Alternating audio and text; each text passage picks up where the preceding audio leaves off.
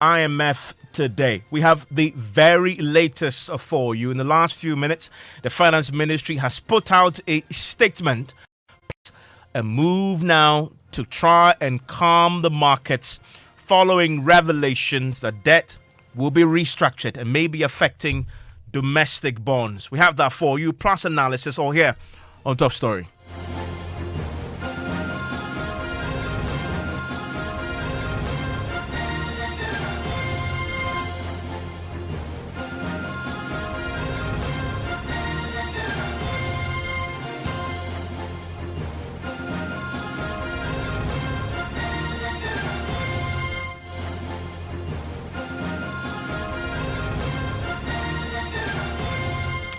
And Top Story is always brought to you by Vodafone.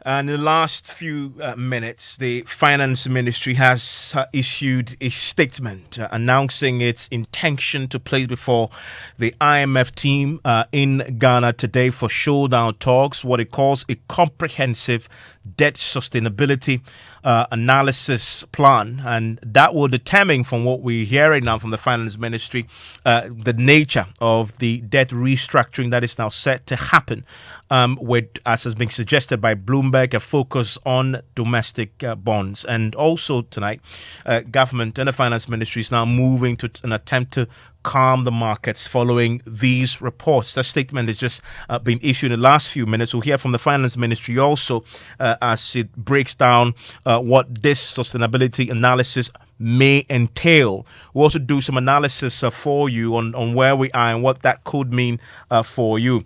My colleague Ernest Mendu is joining me in the studio right now with that statement that has just been issued. Ernest, this is just coming in. We know the IMF team arrived in the country and were supposed to do a few things today, including a visit to the Jubilee House.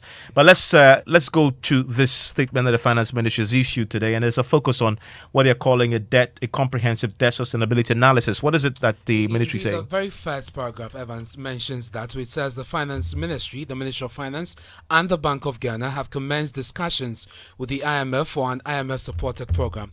A key prerequisite for a program is confirmation that Ghana's debt is on a sustainable path.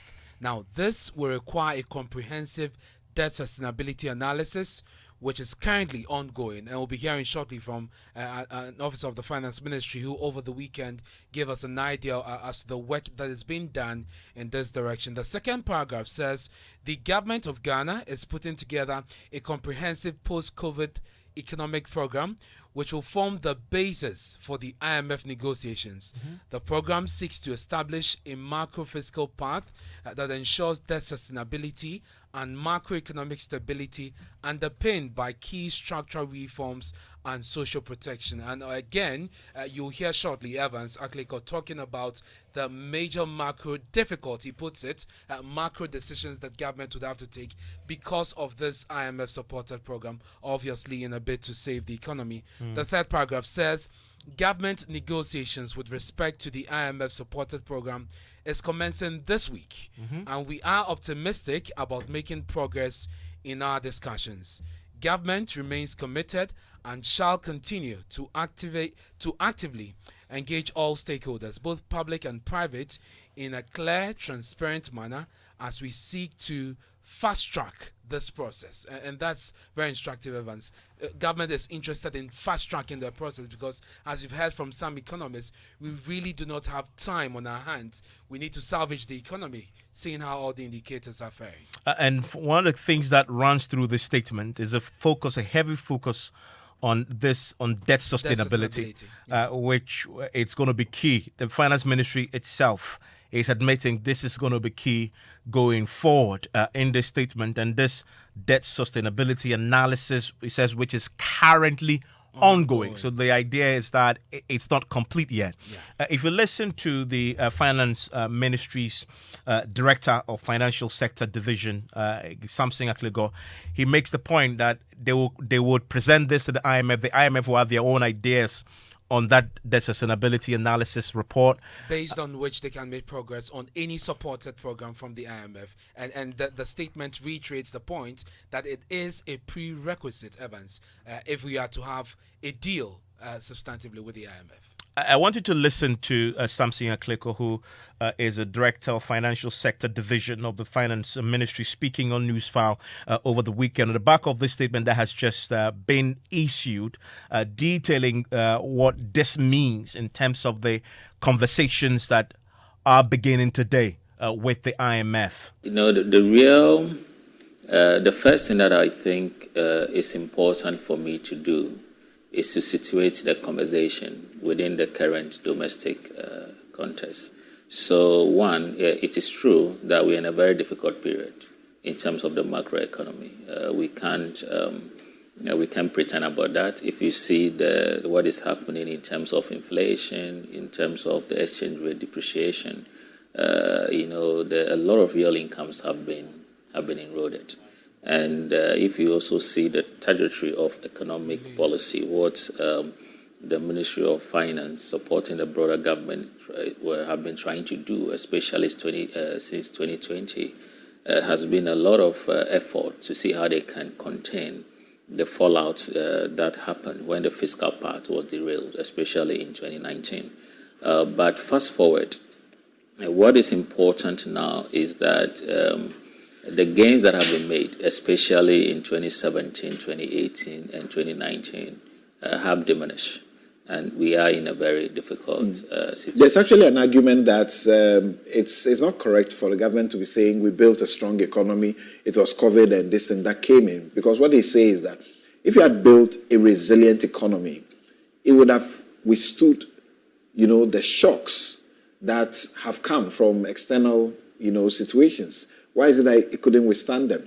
And other countries we compare, even within the sub-region, appear to have done better than we are, and our city becoming the worst. Yeah, I don't.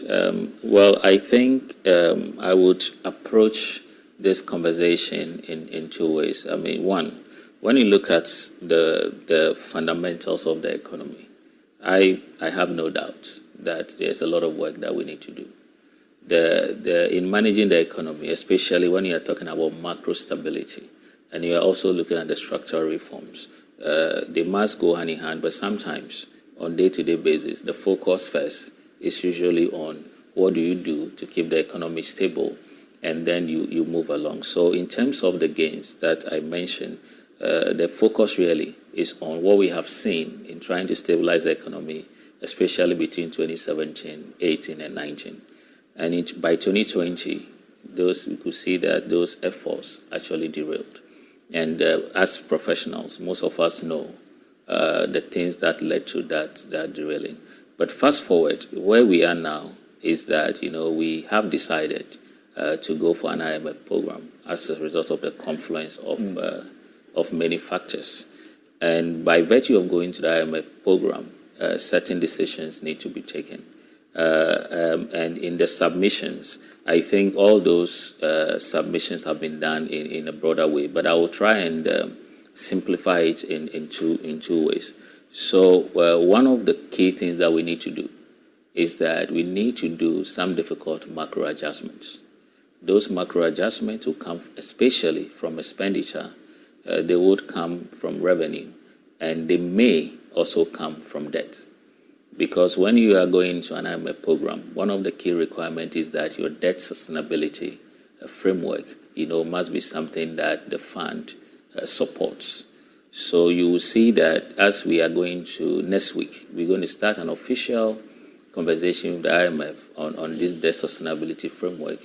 The Ministry of Finance, together with Bank of Ghana and the government, have done a lot of work so that we will be prepared. It's more like a negotiation. So, for example, we on our part have to do a lot of work on our debt sustainability analysis and actually come out with the certain internal parameters that we'll discuss with the IMF. So what we decide with the IMF, or what the agreement that the IMF decides with us, is what will inform what we are going to do with whether it's going to be a debt restructuring or what form of debt restructuring that we should we should be doing. So in essence, The Bloomberg reported that the headline was that Ghana set to start debt restructuring for local bonds. so, but respectfully, as Bloomberg, they have to, they are working as financial journalists, but officially, what informs that decision would have to be an agreement on the DSA with the IMF.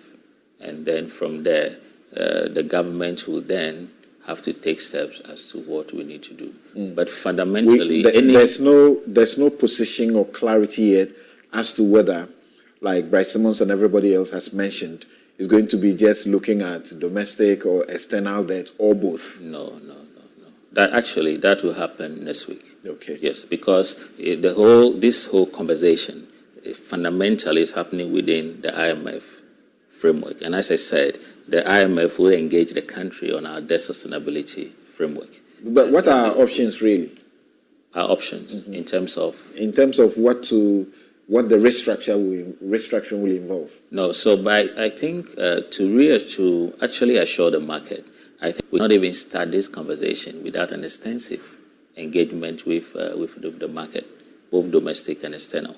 And I think that any approach that is taken must be an approach that is industry-led.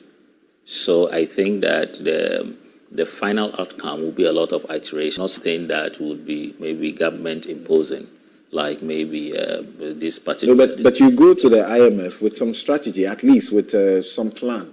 No, so you would know that I'm thinking domestic, I'm thinking external, I'm thinking domestic, this nature of it, or external, that this is how I intend to do it. You don't just go blank. No, Samson, in practice, you see, as we speak, I can speak for the Ministry of Finance, okay? We have a whole broad framework of debt sustainability. I don't know what example that I can give without giving much away. So, for example, if the way the IMF looks at debt and the things they want to include in the debt, that would even take us to a particular path. In some of them, the ministry or the government may probably have a different position to it. For example, where usually in Ghana, where a lot of the everyday debt analysis focuses on central government debt. And I'm saying this more as a professional, so when you add other debt, I said it from some of the SOEs to it, then your debt framework becomes more elaborated. And then the fund can say that within this particular framework, you have to do A, B, C. And then the adjustment that is then required is what is even going to inform what you are going to do. So, for example, if you want to say, is there going to be a haircut? What should be the approach of any restructuring? These are decisions that you take when you know the extent of the adjustment. And I think Professor Boppin or someone make a good point. Any adjustment, and you also read any adjustment will not only be debt. You see, first, actually, the real issue is that you have to start from your fiscals, your expenditure, your revenue, and then you see it has to be more holistic. So that's Samson Akleko there, and he is a technical director at the Finance Ministry, detailing what the thinking is at the Finance Ministry when he spoke to something on Newsfile. Well, the IMF itself has been providing some answers on the question that many of you are asking, and the central question engaging the minds of many investors here in Ghana, the banks, and everybody else who has anything to do with the banks is, does Ghana need a debt restructuring? And when will a debt sustainability assessment be published? So we expect a publication. The IMF has been providing some answers to these two questions. And as we have the IMF answers to these, what is the IMF answer to the question, does Ghana need a restructuring, and will they publish the debt sustainability assessment for us to know? Well, Evans, the IMF says when a member country requests financing from the IMF, the fund assesses whether the country's policies are consistent with debt sustainability. This assessment is based on debt sustainability conducted jointly by the IMF and World Bank to determine whether the government is able to meet all its current and future payment obligations. Then it goes on to say that the DSA, that's Debt Sustainability Assessment, is forward-looking and considers steps being taken by the member to ensure sustainability over the medium term. In cases where a country's debt is assessed as unsustainable, the IMF is precluded from providing financing unless member takes steps to restore debt sustainability, including by seeking a debt restructuring from its creditors. The IMF and World Bank still need to conduct a thorough update of the debt situation through a new DSA, which will then be presented to our executive board when it considers the authority's program request. Now, it concludes by saying, as background, the last DSA as in the published debt in sustainability 2021 analysis. concluded that public debt was sustainable, conditional on rigorous and credible implementation of the authority. So this was the Of the IMF's authority's conclusion medium-term consolidation plan to put the debt on a declining trajectory and ensure continued market No, access. that is so critical to revisit that point that IMF is making to us tonight. Yeah. That the last time they did a debt sustainability analysis and they published the results, In which is in 2021. 2021, they found that our public debt was sustainable, but it was sustainable conditional on government's rigorous and credible implementation of a medium-term consolidation plan to put debt on a declining trajectory and ensure continued market access. The question to ask tonight is, since that 2021 publication, has government successfully implemented a rigorous and credible implementation plan of a medium-term consolidation plan that had then put our debt on a declining trajectory? It's a key question to ask since then, because 2021 to now, it's what, almost a year now. If the government did what the IMF was suggesting, yes, in 2021, your public debt was sustainable, but only if you can continue and implement a rigorous and credible implementation of a medium-term consolidation plan that will put your debt on a downward trajectory. Has government done that over the last year? Many observers will tell you that they pretty much doubt this has happened. But we await to see what the debt sustainability analysis that definitely is going to happen this week. And you had the director of the finance ministry confirming there that this will be on the table this week. At the end of the week, they are hoping to get some agreement on whether or not this will lead to an eventual restructuring. Whatever it is, everybody requires to know that the finance ministry's take is that everything else is on the table, including restructuring. Nothing's off the table tonight. Indeed, Evans. And the government has made it clear that the program it's presenting to the IMF will be based on the post-COVID program that it already has. Obviously, this will be enhanced and designed to meet the current challenges that we are facing. But it's important that the IMF, not just at this meeting, but also at the executive board, accept that indeed we have a good plan to be able to deal. Well, that's the IMF. That's a government's position, but the IMF is coming into this, and in this same, that's the IMF clear objectives for coming in tonight. I want to bring in banking consultant and analyst, Dr. Richmond Etuahene, who joins us on the telephone line right now. Doc, I'm grateful for your time here on Top Story. Thank you very much, Ivan. Doc, let's start with this news. Of course, the finance ministry confirming that debt sustainability is key. Restructuring is on the table. But the concern there is its impact. And again, because of the focus, as has been suggested, is on domestic bonds. The concern is its impact on the banking sector. You are a banking consultant. You have your ears on the ground. What is being proposed now? What could its impact be? Well, this is a lot to talk about because, you see, I listened to the argument, your discussions with him, and he made a point, and the point is that the sustainability. And I believe it sounds that's the best of all. You see, the monetary policy, the currency is depreciation. I don't see where they will be able to stop the depreciation of the currency. Because, Evans, all along, we borrow to shore the currency. We borrow to shore the currency. That is what we've been doing over the last 36 years. But now, it's become a free-for-all. Like, there is no support. So the currency is finding its own level. So for me, it's going to be tough. It's going to be tough because if IMF do not back up this strategy, then the whole system is going down. Because the external creditors, as they are doing in Sri Lanka, are looking at the IMF accepting the credible plan. What you said something about your fiscal consolidation. I think that we have a fallacy and thought that the levy was going to give us so much, and that would have made at least sustainable. But the way we did presented it, it made it fail woefully. So I'm not seeing where we're going to get out from. But the impact, even a lot of literature from the World Bank, I have read it for IMF World Bank 2021. If we do not get these things right, then we are in serious trouble. Because let me tell you, the banks are holding these junk bills, junk bonds. And even if you said you're going to do the haircut, as somebody was talking, we'll talk about the haircut as if it's something forward. No, it depends on the risky nature of every country.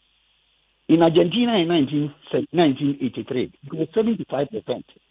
Barbados recently was 7%. In other jurisdictions, 15%. So if they say that do a haircut of 15% of the total bond interest accumulated, the banks are gone. They are gone completely. You mean our banks, our local banks? Yeah, the banks. Any bank who has got himself in that holding of government bonds, bills and bonds, it's finished. It's finished. Because if you take 15%, you mean even 15%, and you hit the capital adequacy.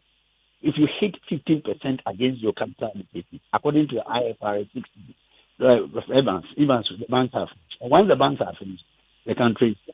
So the discussion that is going to take place we must have what I would say. Let us be credible people who will be able to speak to issues. The thing is, it's a national issue.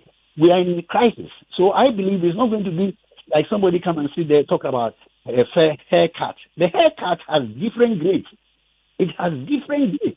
And I listened to your first speaker, your first person. He said something. The IMF want to do the debt. They want to even all outstanding debt, not only the debt that is recognized. Like we heard about Cocoa Board is having 12 billion. They want to find out. They want to find out. Because they're not going to sit down there and say that they have done it and then we have debt. So when they say debt, they do debt consolidation. And the debt consolidation would even include contractors that we haven't paid over the years. Before they can tell you. See, anytime the IMF was bringing us figures about their GDP ratio, before we have had dispute with it, the IMF will say we are getting to 80%. Somebody will come and tell us 78%. But when you look at it critically, I'm speaking from what I have seen, we should be about something. And it's not going to be easy for the negotiators. And they must go fully equipped because they will ask you, what is your credible plan?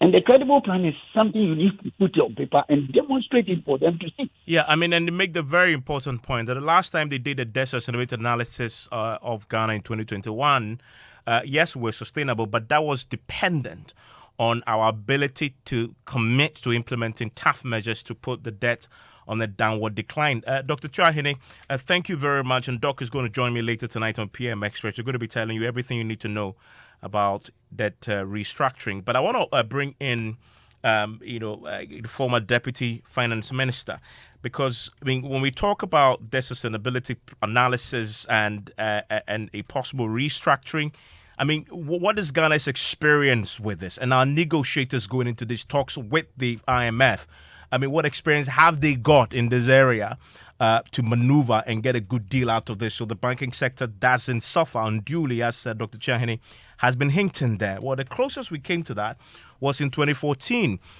Dr. Cassiel Ato-Forson was the Deputy Finance Minister General, joins us on the telephone line right now. Doc, I mean, so in 2014, we did something similar. How comparable was what we did then to what is being proposed now? Evans, Ghana has never done any form of debt restructuring, commercial debt restructuring in the history of Ghana since Ghana became a republic. It has never happened. In fact, even in Gold Coast, it has never happened. Again, this is going to be the first time an sub-Saharan African country is going to go through proper debt restructuring. 2014, what probably you are talking about had to do with refinancing. Refinancing is a normal thing. In fact, the current administration, when they took office, have done refinances. We virtually borrowed external and then use it to switch domestic debt. That is not restructuring. Debt restructuring is a technical word. That simply means that I cannot repay my debt.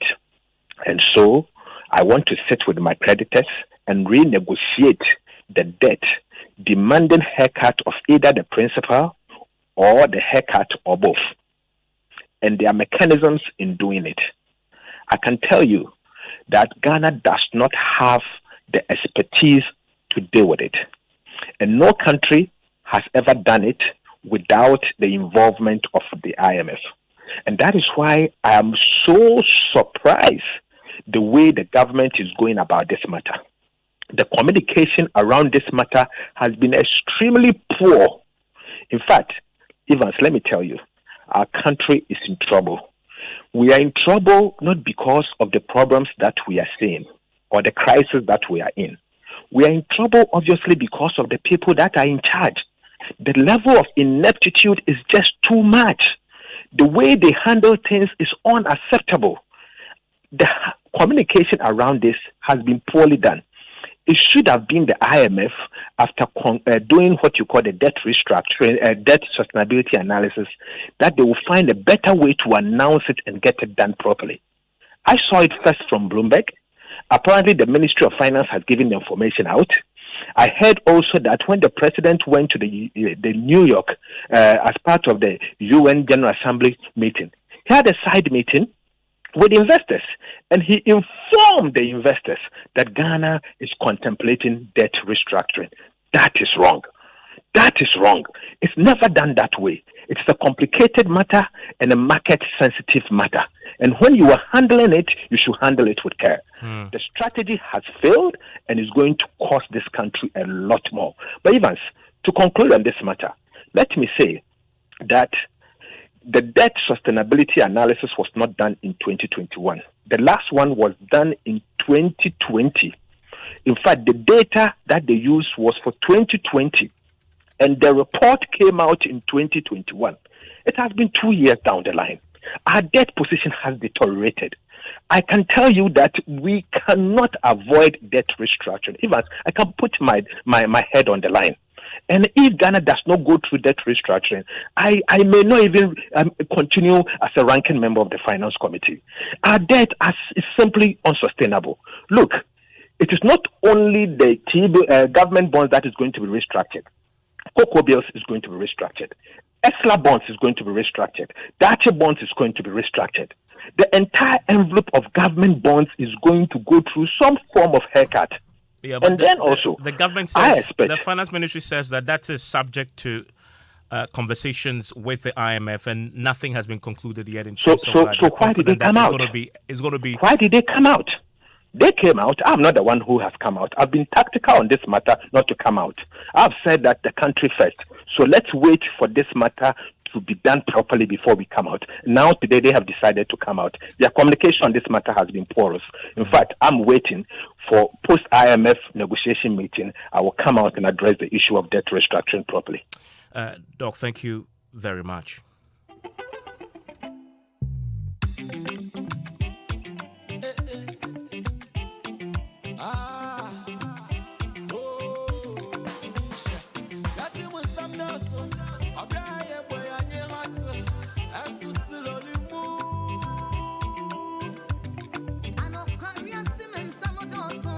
At Enterprise Life, it's possible to live your best life. Ladies, enjoy cover for your lifestyle with Bloom. Life insurance for today's woman. Families, let's safeguard your well-being with a family income security plan, because family matters. And for you, live freely with our Funeral Finance Plan Unlimited, with no restrictions, no limits, as you cover your loved ones and yourself. WhatsApp us on 0554 001 924 or call 0307 084 444 for your solution. You for dream big. Dream big with us. Enterprise, your advantage.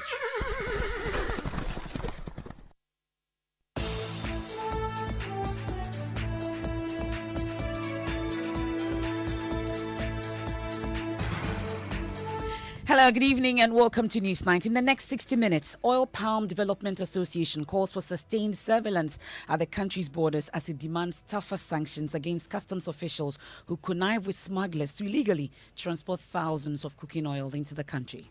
if we don't find a more sustainable and permanent solution to this. I believe that the punishment must be hefty enough. We have details as the Ghana Revenue Authority opens investigation into revelations some customs officials take bribes to assist importers smuggle these cooking oil from neighboring countries into Ghana.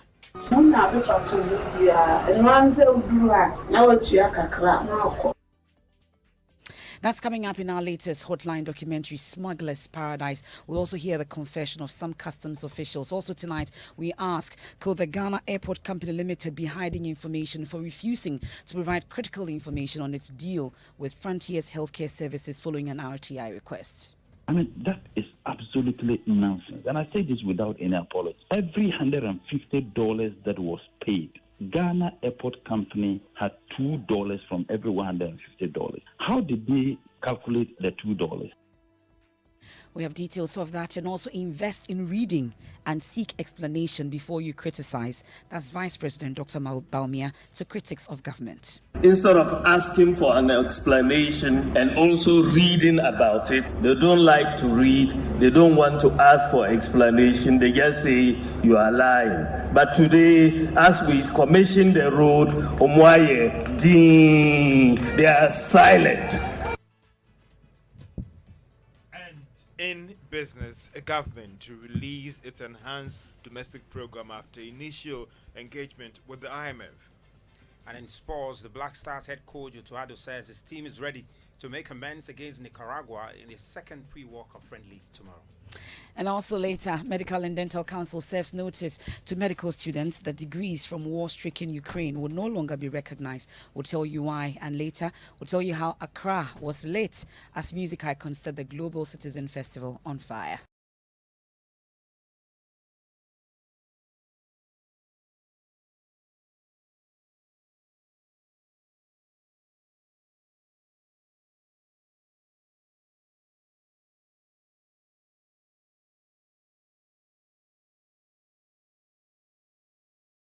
Stay with us for that and more. Plus your views, 05511119997. My name is Evans Mensah. I am MFA Pao. And we start tonight from the investigations that we've been carrying out. The Oil Palm Development Association is calling for sustained surveillance at the borders following a John News expose detailing how customs officials take bribes to assist importers to smuggle thousands of cooking oil from neighboring countries into Ghana.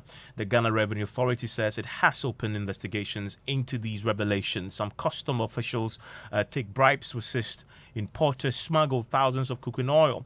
It is estimated that the state is losing 300 million cedis in revenue if the smugglers and dealers are bringing in 5,000 metric tons of cooking oil annually. We'll hear from the GRA and the Oil Palm Development Association shortly. First, here are excerpts of a documentary titled Smuggler's Paradise. 5 million. I thought we had the 2 million. We had the 3 million. That is 10, 100,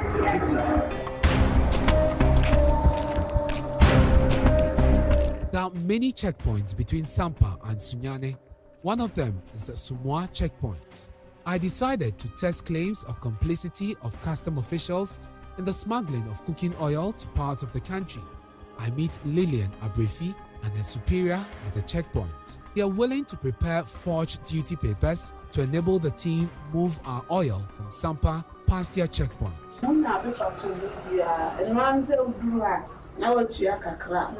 If you had duty papers covering the gallons of smuggled oil you purchased, the expectation is that you will pay a minimum amount of bribe when the vehicle gets here.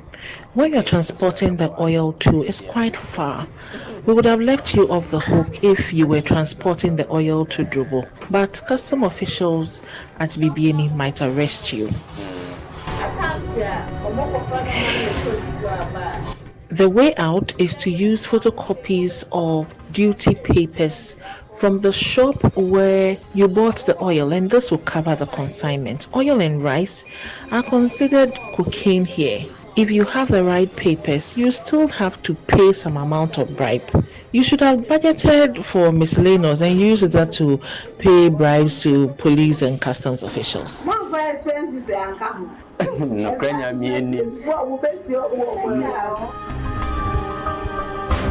suggested strategies the team could use to outsmart other checkpoints to get my smuggled oil to the final destination. One of the many ways is to use the duty papers of one of the big shots in the smuggling business in Sampa. Lillian calls Mrs. Naomi, as she is referred by dealers and importers in this business. VIP bus and yeah, there's a VIP bus in my bema because VIP then you call no almost say almost I am almost say VIP buses are the best means of transporting smuggled oil from Sampa.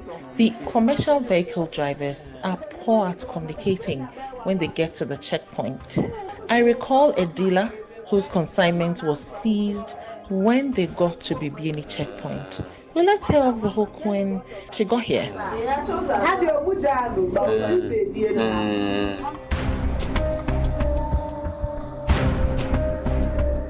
It is time to test how deep the skanker is. The investigative team bought 90 gallons of cooking oil smuggled from Cote d'Ivoire from Menu Ya Gladys's shop in the Sampa market. Ya Gladys's husband is a driver. He knows how to deal with the officers at the customs checkpoint along the way from Sampa to Sunyani. You will pay 60 cedis on a gallon of oil. My husband will aid you to transport it.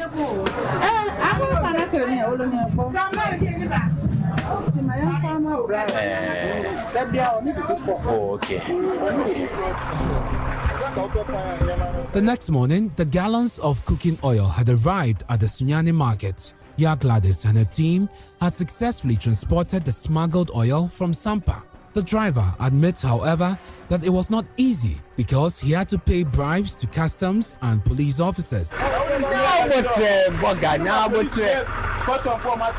had to pay bribes to police and customs officials who apprehended me while transporting the oil.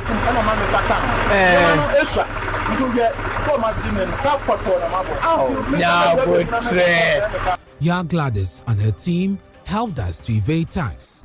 The investigative team spent at least 38,000 cedis on this transaction. If we were to factor in the costs spent on the smuggling of oil as traders, we'll sell a gallon at 420 cedis. The current market price of smuggled cooking oil on the Sunyani market ranges between 415 Ghana cedis and 430 Ghana cedis. The decision to smuggle oil from Sampa to Sunyani gives our product a competitive edge over the locally manufactured oil, which at the time of the investigation sold at 475 Ghana cedis, a stark difference of 45 Ghana cedis. Many of the retailers of smuggled oil get their oil through this means. That's how they cheat the state of its badly needed revenue. The ability to outwit custom officers is the reason for the difference in the price margins of smuggled oil on the market. Well, we can hear from President of the Oil Palm Development Association of Ghana, Samuel Avala, and for him, he's concerned about the impact of the smuggling on the Ghanaian economy. We can reach import substitution level and even export to the rest of Africa where oil palm cannot be grown. And remember, oil palm is long-term investment. And people who would invest see that others are they are dodging duty and bringing the oil from other countries and then going through these unapproved routes. They don't pay VAT, they don't pay the duty, and then they end up appearing to be cheaper than what we have produced locally. What will happen? Such investors, whether they are local or international, they won't invest in the oil palm sector. So we will remain dependent on imports. And what these imports do is that we take a lot of hard-earned dollars to go and import, pay for the import. And some of these smugglers, they also mop up the dollars from the system to go and bring these oils. And yet, they are not paying their duties, they are not paying the VATs, they are not paying anything. And local industry, when it suffers, employment and jobs and the livelihoods of hundreds of thousands of smallholder and outgrower farmers, all is at stake. That is the magnitude of the effect of this on the economy and on the value chain and in fact on the future of the country. Well, he says for the menace to become unattractive, the GRA must deal decisively with its officers and importers involved in illegal trade. It is something that has been there for a long time. So let's end that debate and see what we can do to solve the problem. It is conclusive enough that this is widespread year after year. We have engaged some of the authorities time without number, and sometimes some action is taken, and after the action is taken, after some time, it's like these smugglers, those behind them are powerful people, and they bulldoze their way through to wherever. So that is how it is. And a one-time documentary like this, and then everybody tends to hide. After a few months, they will come back. If we don't find a more sustainable and permanent solution to this. And to add to what we can do, I believe that when tests like this have been done and people have been caught, the punishment must be hefty enough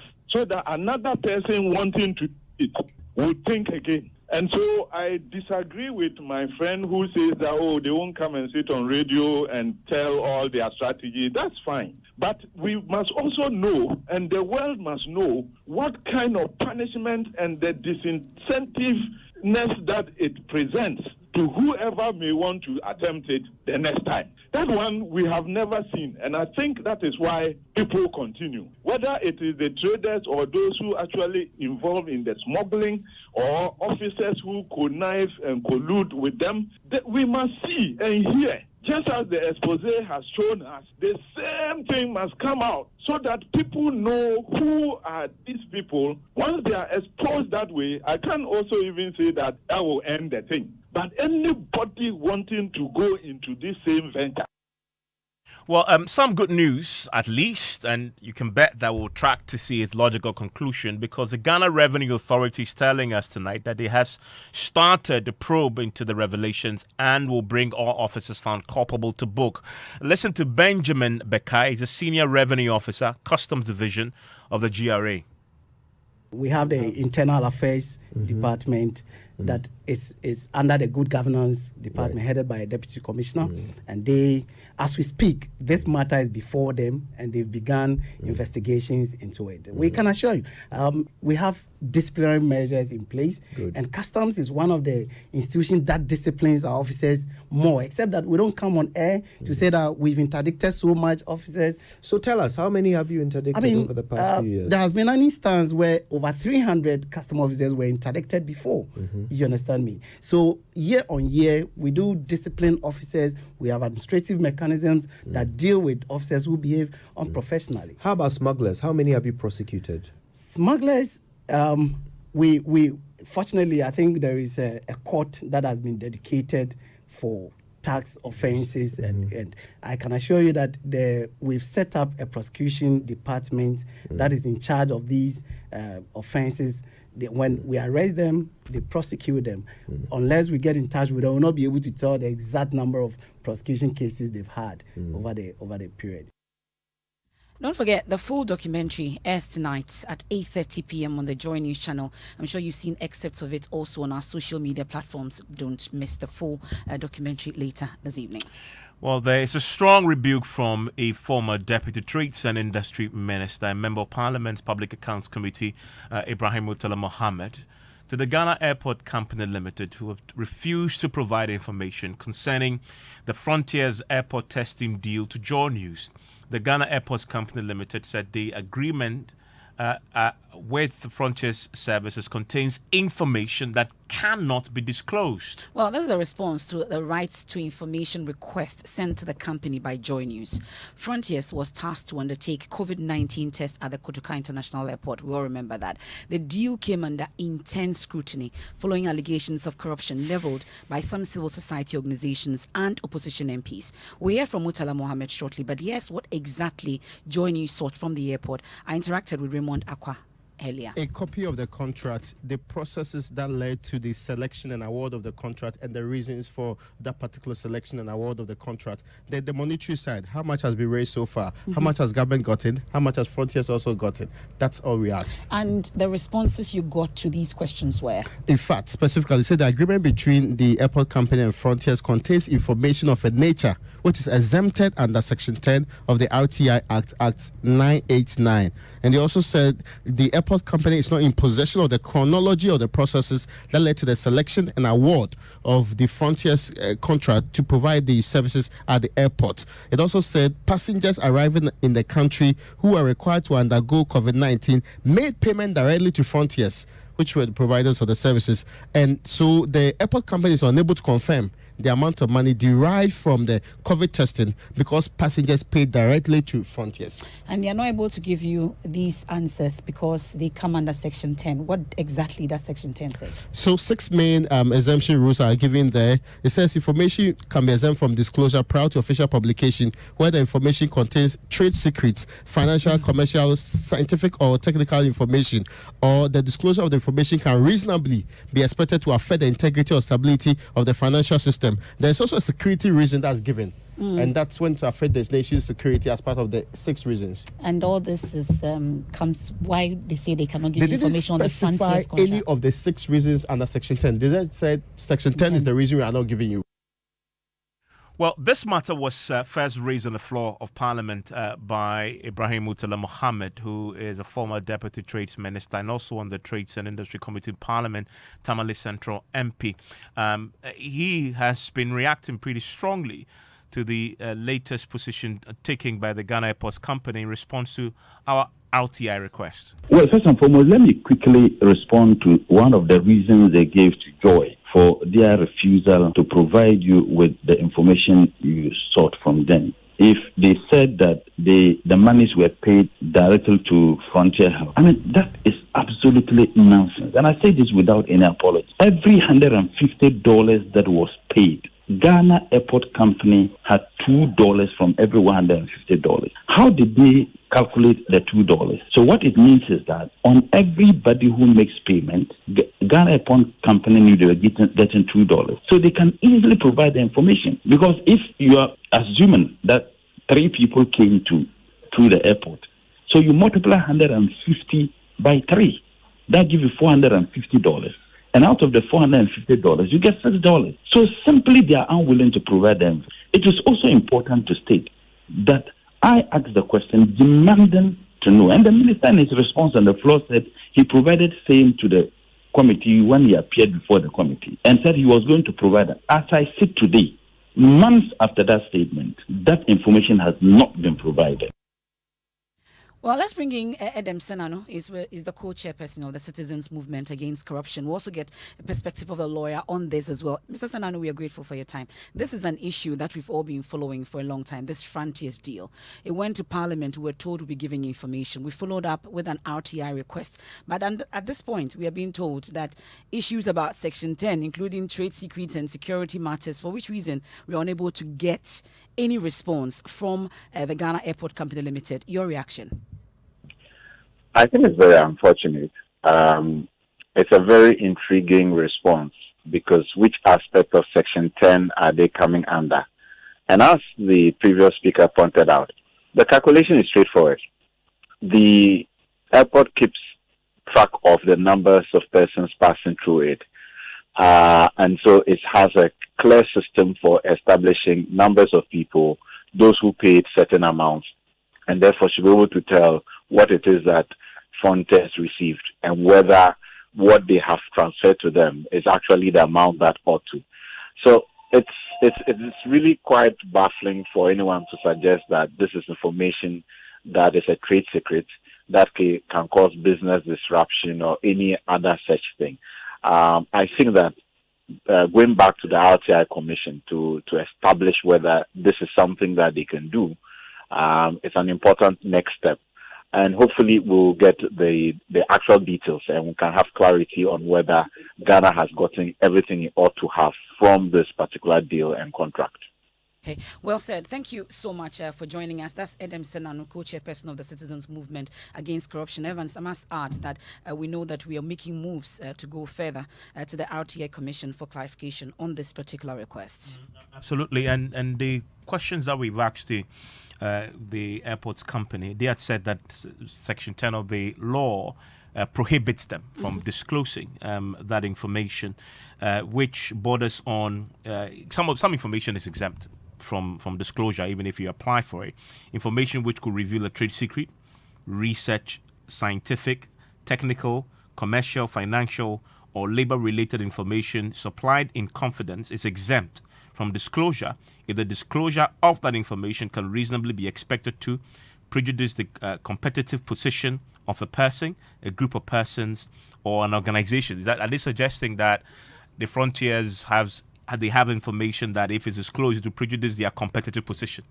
Maybe is that what the suggestion is? Or threatening our security?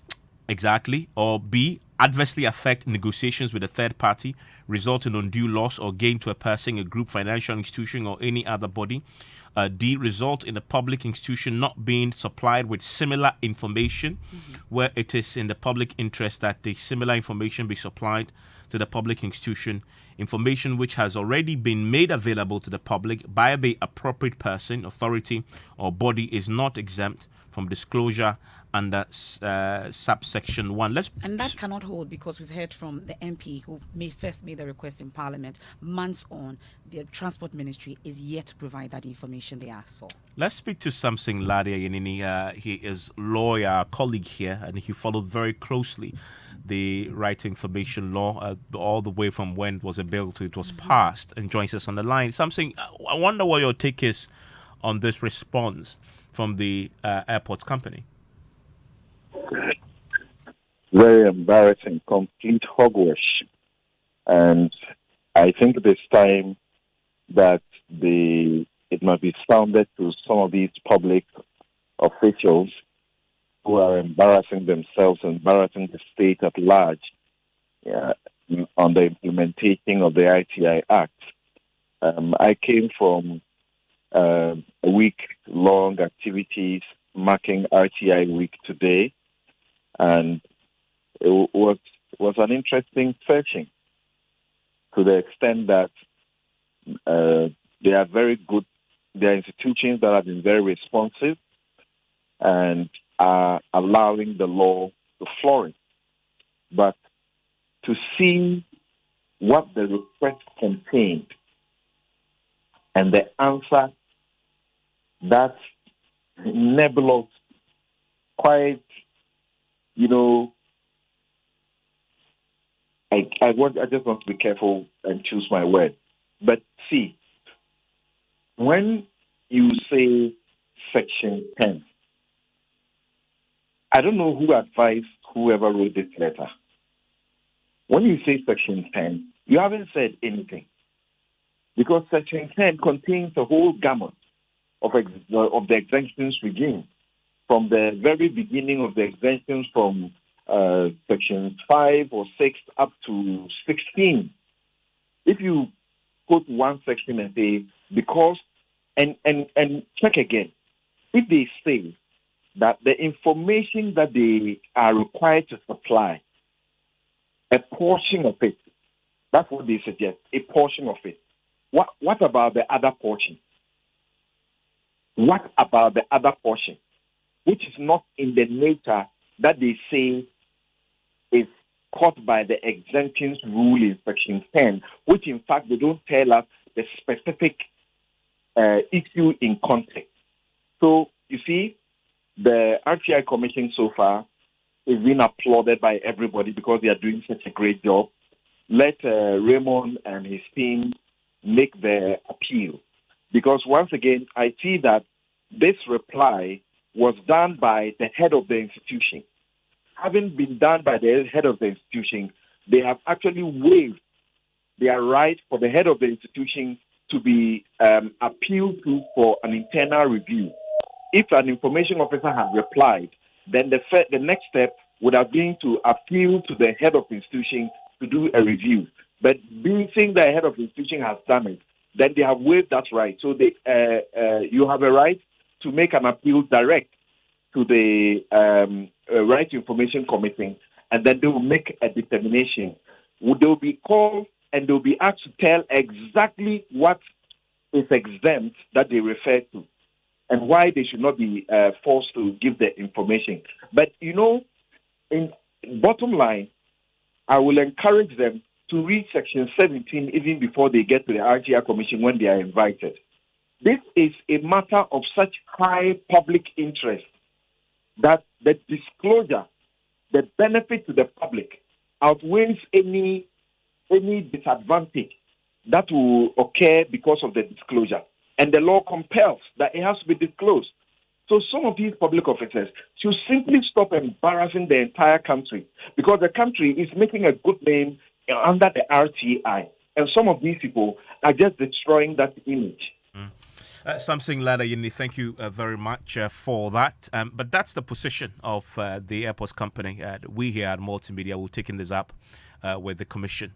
We'll see. They'll have the final say on this. And if they want to challenge it further, we'll tell you. But we are in to get you the information as you are entitled to.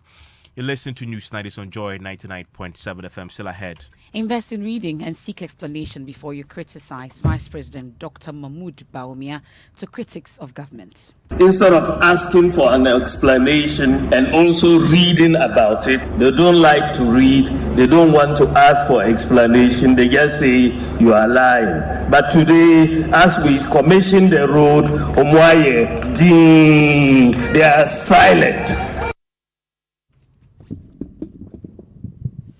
Well, that's coming up pretty much later. We'll also talk about the Dental and Medical Council. They've served notice to medical students that degrees from war-stricken Ukraine will no longer be recognized. After this, we have business. Like hitting your toe against the corner of a table, or a failed cash transaction because of insufficient funds. But that's where Vodafone Cash Overdraft will help you shop life regardless. Vodafone Cash Overdraft is the latest innovation that adds to your Vodafone Cash wallet when your balance is not enough to pay for your Vodafone transactions. Just dial *110#, select option 5 to opt in. Now let's say you won't buy 50 cedis monthly data where you get only 30 cedis for your Vodafone Cash wallet. You will get a notification saying you can access additional funds to complete your transaction. You accept the offer, done. Overdraft. Oh, say yeah. Oh, yeah. The new Vodafone Cash Overdraft service allows you to access additional funds to complete your Vodafone Cash transaction. Be it paying for your broadband subscription, buying airtime or mobile data, or even sending money. Terms and conditions apply. Vodafone. The National Petroleum Authority, in collaboration with the Chamber of Bulk Oil Distributors and under the auspices of the Ministry of Energy and African Refiners and Distributors Association, is organizing the Ghana International Petroleum Conference, GIPCON 2022, live at the Kempinski Hotel, Gold Coast Security, Accra, from the 28th to the 30th of September 2022. This year's conference is under the theme Energy Transition in the African Petroleum Downstream Context, Prospects, Challenges, and the Way Forward. The special guest of honor for the event is His Excellency Alhaji Dr. Mahmoud Bawumia, Vice President of the Republic of Ghana, with Honorable Minister for Energy, Dr. Matthew Opoku Prempeh, also delivering an address. The conference is designed to actively bring to the fore the downstream petroleum industry's perspective and guidance on issues of governmental policy and regulatory framework. GIPCON 2022 will witness a convergence of regulators and downstream industry stakeholders from across the West African sub-region and beyond. It is a unique occasion to connect with many specialists in the downstream petroleum industry from all over the world. For registration, participation, opportunities for exhibition and sponsorship, kindly visit gipcon.com.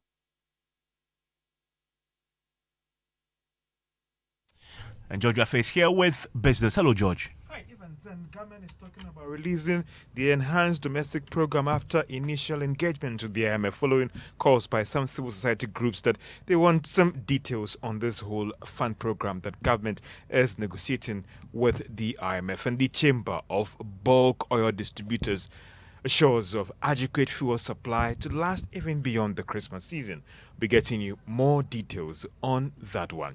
The business news on Newsnight is brought to you by MTN Business. Welcome to the new world of business. Allianz Life and Ghana Pay. The other day, I visited Kweku at his spunky new office to congratulate him on opening his business. And man, was I impressed. The business is just moving quick. The sales, customers, everything is just working seamlessly. The secret? He said, it's MTN Business Broadband. In this fast-paced environment, we need fast and reliable internet to support all business types. No laggy online meetings, great download and upload speeds, impeccable business management systems, all inclusive. I mean, you can have it all. Sharp! I signed on immediately.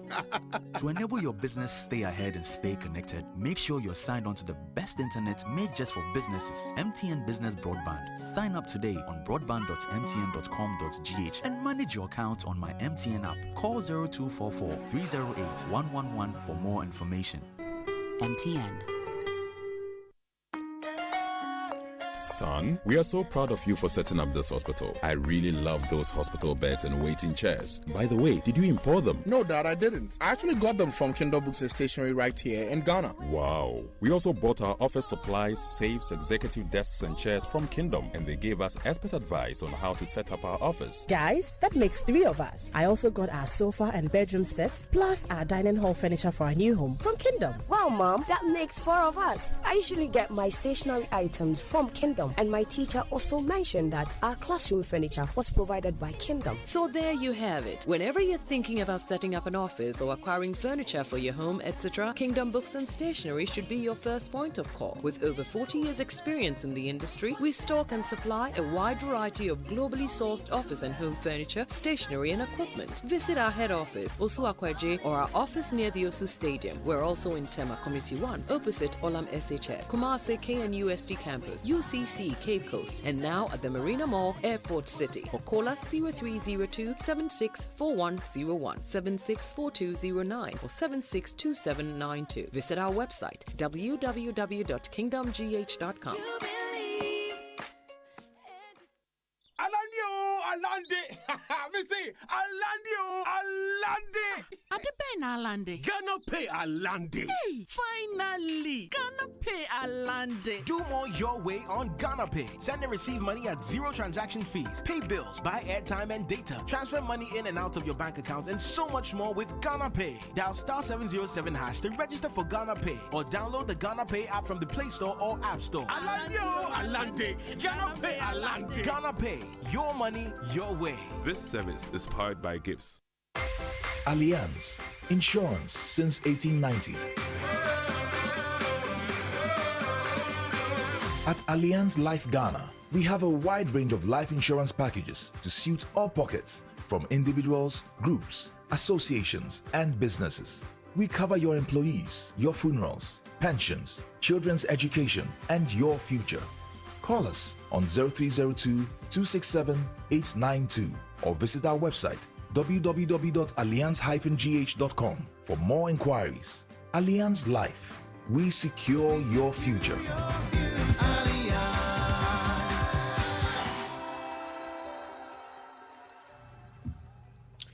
Let's now settle for the details. Now, government has indicated that it would release the enhanced domestic program document that would guide its negotiations with the IMF. Now, government today started what can be described as official negotiations with the IMF for an economic program. However, there have been questions about the level of transparency with the document that would guide these negotiations. Let's hear the thoughts of an economist, Dr. Tio Echampong. When it comes to Ghana, a number of us again remain quite concerned or worried because for me, since the July IMF program was announced, right, we the signaling that the government has sent to the market has been quite confusing. I say this because we're still yet to see even the details of the so-called homegrown policy. It's been mentioned, it's been talked about, but what form, shape it will take, or even sort of the broad headlines, none of that has been communicated.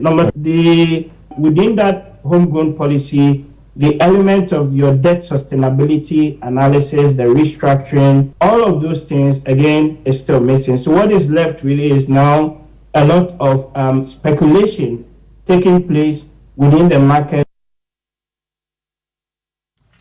And that is Dr. Chue Champon explaining to us the concerns about the lack of transparency about the document that is guiding government negotiations with the IMF. Let's hear from a director at the ministry, Samson Agriko, who's saying that very soon that document will be made available to the public.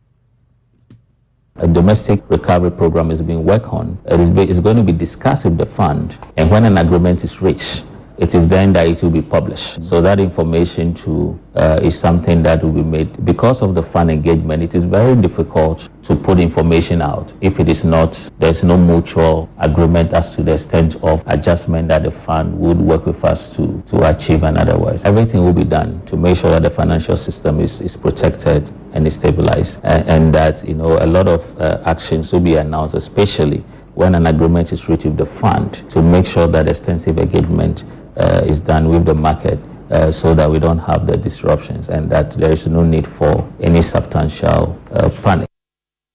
And that's the Director of Financial Sector Division at the Ministry of Finance, Samson Agliko. Let's still stay on this fund issue because the Ministry of Finance in the statement has maintained that it's clear that Ghana's debt is put on a sustainable path, and that will be one of the most critical ingredients for the negotiation with the IMF. That will be captured under the debt sustainability analysis report that is being worked on, and that will be put together by the IMF and the World Bank. Government has also maintained that it remains committed and shall continue to actively engage all stakeholders, both public and private, in a clear and a transparent manner, as well as seeks to fast-track the process with respect to the engagement with the IMF and also issues about whether there will be a restructuring of our debts and what form it would actually take.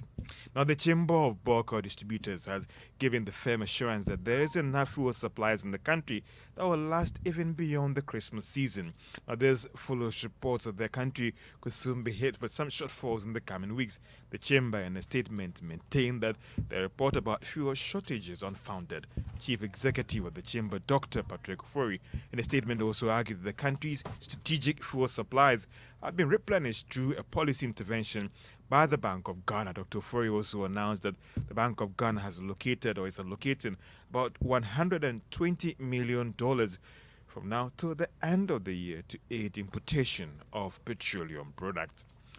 Now, cement manufacturers say they are working with the Trade Ministry to sort out more of a fixed charge in terms of rates for payments at the country's ports. The manufacturers argued that this is one of the surest ways they can deal with the skyrocketing prices of cement on the market. The price of the product is now selling at around 73 Ghana cedis more than what he used to be sold previously. Dr. Dawson Amwa is the chief executive of the Chamber of Cement Manufacturers. The Honourable Minister, we have an MOU with him in always engaging us as to mitigating the high production of cement, and so that is in talks with Moti, and it's one of our recommendations. With Jojo, just to see what we can actually, the solution and the way forward. And what you really mentioned right now is actually on the table of the Ministry of Trade and Industry. And a request is to see whereby certain areas which are paid, are dollarized locally, we can actually, pay in cities. And that's exactly what it is. So these are some of the recommendations we've made to the Ministry of Trade and Industry, and I know they are really meeting on it. Dr. Dawson Amwa is the chief executive of the Chamber of Cement Manufacturers. The German Federal Ministry for Economic Cooperation and Development has rolled out an online program to train women about remittance. Now, the move is part of measures to help bridge the gap in terms of financial literacy among women in the country. Senior National Coordinator Migration and Diaspora Program at GIZ, Abnoso Amponsabio, said the initiative would help in human development of these women. She spoke to Joy Business at the launch of the free online financial training program. In as much as we realize that remittances contribute a lot to our gross domestic product and the country's development, we thought that we could channel that again to letting the populace get to understand what remittances could be used for aside the regular usage for it. That is the exact purpose for which it was brought. Yes, we are targeting every Ghanaian, especially one who receives remittances from abroad. And the focus is on women because we understand our socioeconomic settings where women are playing key role in households in terms of care and provision.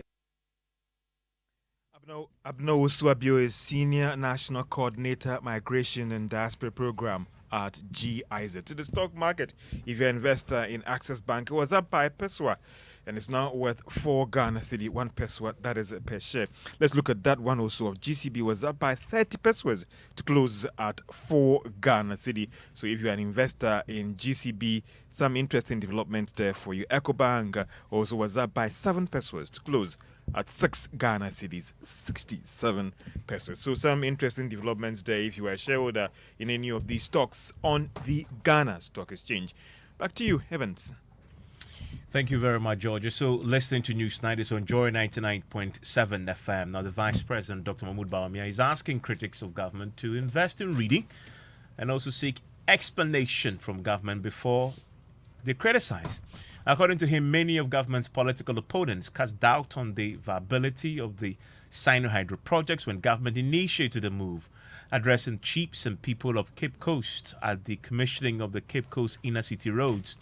Dr. Bawumia indicated government means well and will continue with his year on roads to bring relief to the people of Ghana. Richard Kodonyako has more.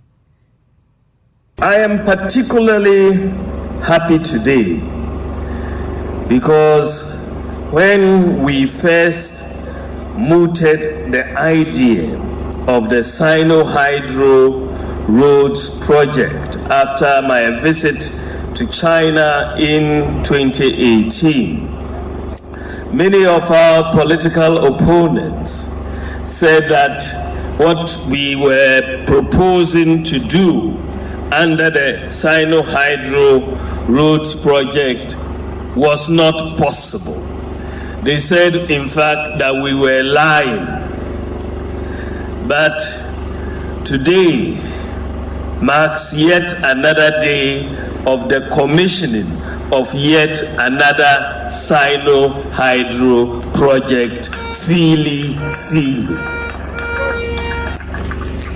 Unfortunately for some of our opponents, when we say something and they don't understand, instead of asking for an explanation and also reading about it, they don't like to read, they don't want to ask for explanation, they just say you are lying. But today, as we commission the road, they are silent.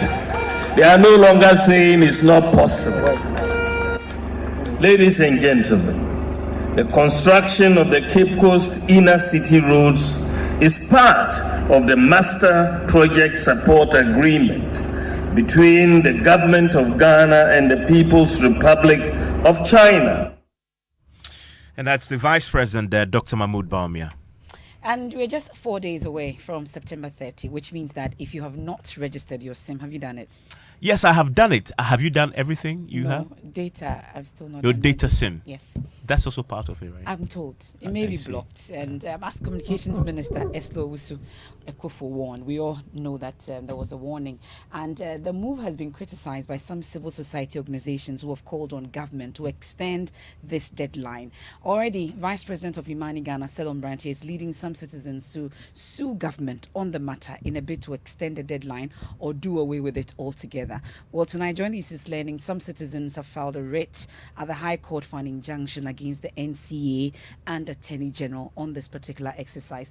Thankfully, Member of Parliament for Ningu Pram, Sam George, is supporting this move. He joins us on the line with more on this. First off, let's clarify, who are these individuals who are seeking this injunction, sir? Well, good evening to your listeners. These are Ghanaian citizens. Some are constituents of mine, some are constituents of my MP. But as the deputy ranking member on the communications committee, these are people who reached out to us through the power of social media and complained about various things ranging. And so if you read the full list, there are several issues. People who had fully registered and had their SIM cards blocked. People who are taking all the necessary steps to get the Ghana card, but the NIA had given them subsequent dates and they had lost business by virtue of the actions of the NCA. And so these are citizens basically who were affected by the irresponsibility that we saw about 2 weeks ago on the part of the Ministry of Communications and the NCA. For this particular action, what exactly are they seeking?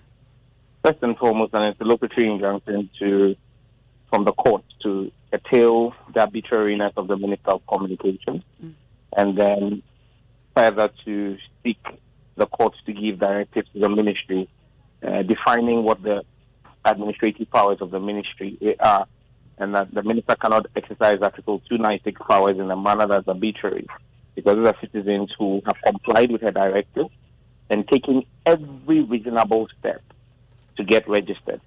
Whatever is left is outside of their control, either for the NIA to provide them with the Ghana cards that they have duly registered. Some of them have registered from as far back as 2019, and the NIA has not given them the card yet. Some of them have registered, the NIA has asked them to come for their cards in December. There's nothing any reasonable person will be expected to do further than what they have done. Okay. And so the courts, we are seeking to use the courts to compel the minister to comply with common sense and reason. We know and stop her from carrying out her arbitrariness. Okay, we know that A+ led one. There's one also with signatures being collected by Silon Branty and another group.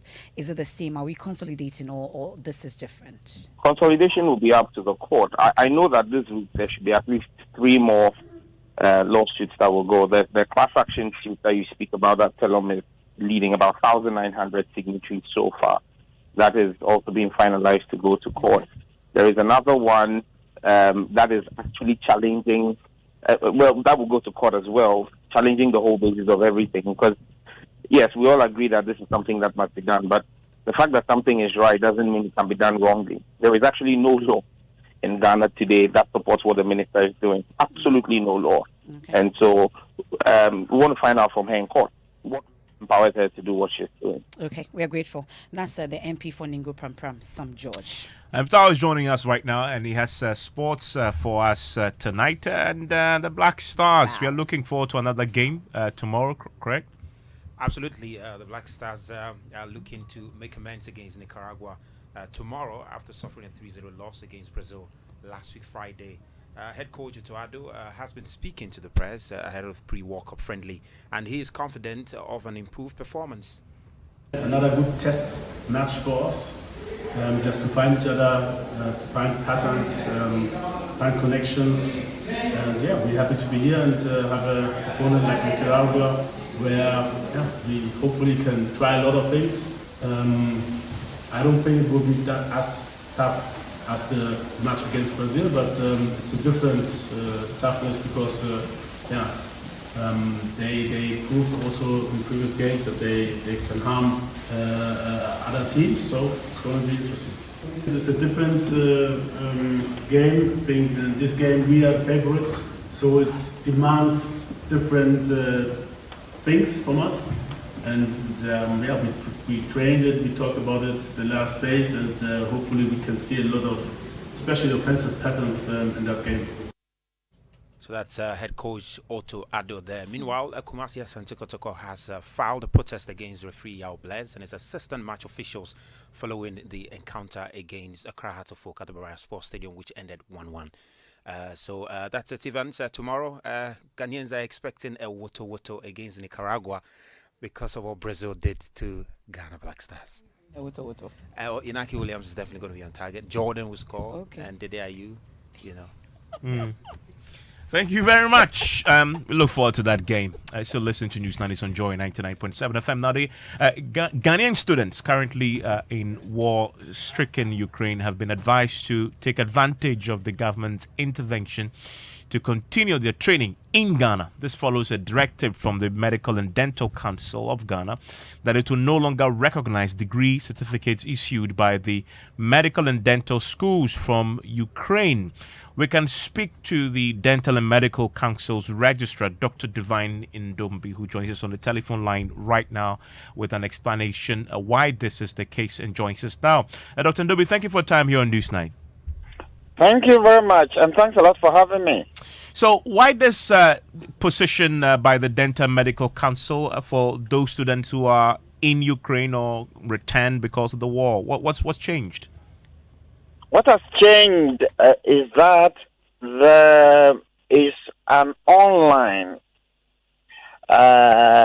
process where it is alleged, and we have confirmed information, that these students are undertaking their medical and dental training online. Now, this falls short of acceptable professional standard way of training doctors and dentists, who literally will then be licensed to decide between life and death. And as a responsible professional regulatory authority, we have undertaken the regulatory action to first advise the students that those who failed to take advantage of the one-off opportunity to be able to be assisted to continue with their training in Ghana should kindly seek transfer to other countries where their medical or dental training is being conducted in an acceptable professional manner.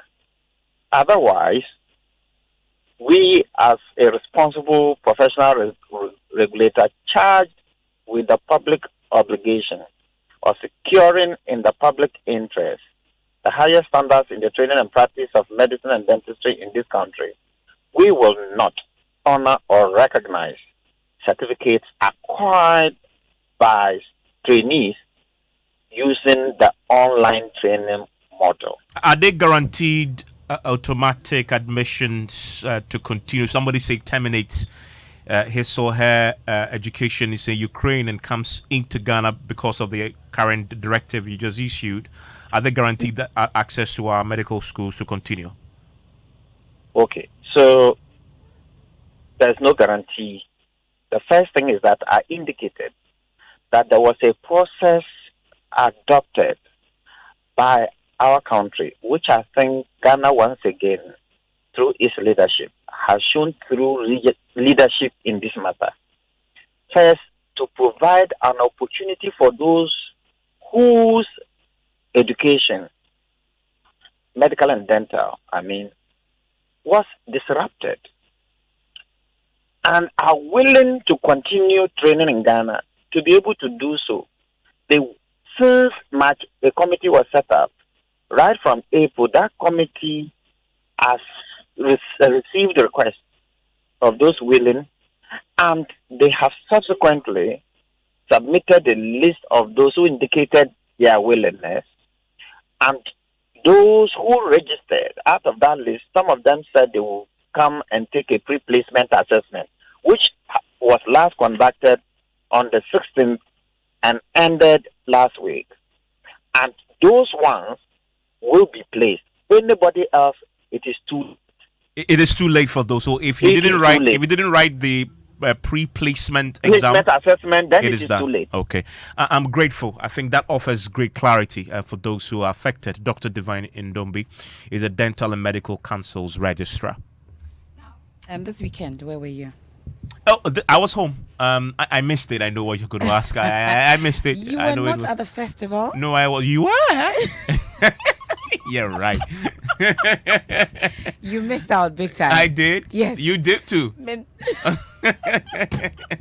But you see, we're boring happened. news people. You know, a lot happened. I followed on Joy 99.7. You FM did, and also on Joy. Okay, Prime. I went to watched YouTube live. after to try and catch it up. It was like a lot. What was the highlights for you? 10 hours, eh? What was the highlights for you? I think I watched Sarkodie doing his Sack Nation anthem. Pum, pum, pum, pum, pum, pum. Yeah, that's the only one I watched. Of course. You didn't watch anything else? No, that's all. No speeches?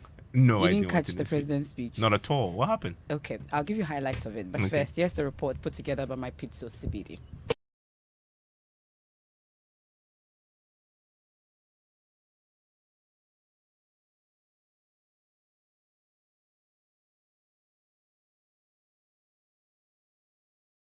From Ghana's very own Stonebwoy.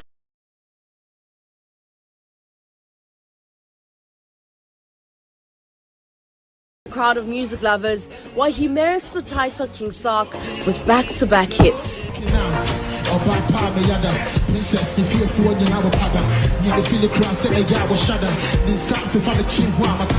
Not just a night of music and fun, but also a call to end extreme poverty. A heartwarming moment was when UK's best rapper Stormzy graced the stage in a Daddy Lumba shirt.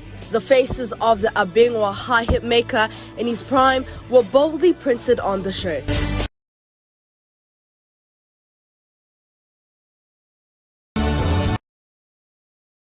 R&B Usher Raymond took us back in time. On the other side, I'm twisted, 'cause one side of me's telling me that on the other side, y'all say. Jackie, Yao Tog, Kwesi Arthur, Thames, Tiwa Savage, and Uncle Waffles all graced the stage. From your loving, I just wanna get you beside me. Yeah, yeah, yeah, yeah. Hey, are you? 1, 2, 3.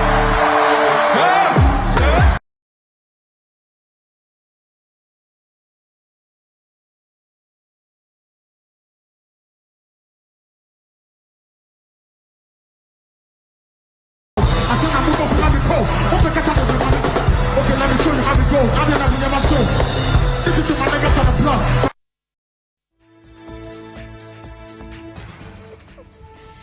Okay, so that's what you missed out on. Yeah. Yeah, it sounds great. I'm going to catch up on that, though, because I see there's a full link on YouTube that gives us all the 10 hours of music. Yeah, that'll- it's a that'll be global great. concept. Ghana nyinaa ba wiase. Wiase nyinaa ba Ghana. Saa na ɛbɛma no. Ghana nyinaa bɛ wiase ampa.